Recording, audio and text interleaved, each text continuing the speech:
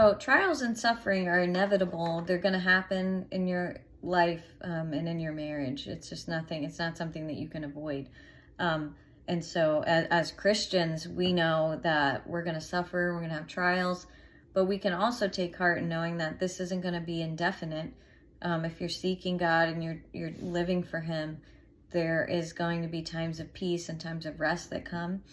1 Peter 5:10 says, after you've suffered a little while, the God of all grace, who has called you to His eternal glory in Christ, will Himself restore, confirm, strengthen, and establish you.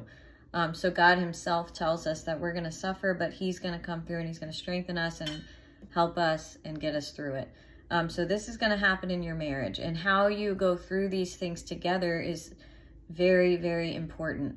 So you can allow the trials and suffering that you face in your marriage to destroy you, to rip you apart, to draw you further from each other. Or you can make sure that these times strengthen you and draw you closer together, and which is really beautiful, because marriage, obviously good times help a marriage, but it's the suffering and the trials and how you go through them that can really strengthen and make your marriage something beautiful and powerful when you come out the other side.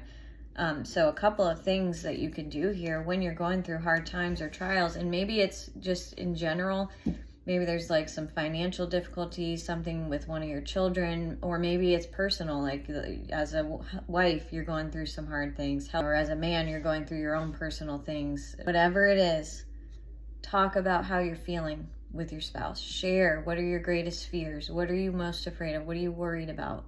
So that's one thing. You have to have open communication during these times. You don't want to isolate yourself and pull away from your spouse and just do this on your own. That's not going to be a good thing. That's not healthy. And for lots of reasons, when you're in a hard time, you're in suffering and trials, a lot can happen in your mind. You can have a lot of lies in your mind and bad thoughts. And if you're isolating, this is a dangerous place to be. So share what's going on for you. Share what you're most afraid of, and then encourage each other. Make sure that you're encouraging your spouse, that you're building them up, that you're assuring them that everything's going to work out, that you're giving them, those words of encouragement. Pray together about what's going on every day, and pray for each other. I know that that's one of the most amazing things for me when I'm in a hard time and I'm suffering, when Chris prays for me. And I don't even hardly have to ask. He just does it. But when I really need it, I do ask. And sometimes you have to ask. Don't be discouraged if it may not be a natural thing for your spouse to do. Maybe you've just never really made prayer a priority. Start asking and start offering. Hey, can I pray for you?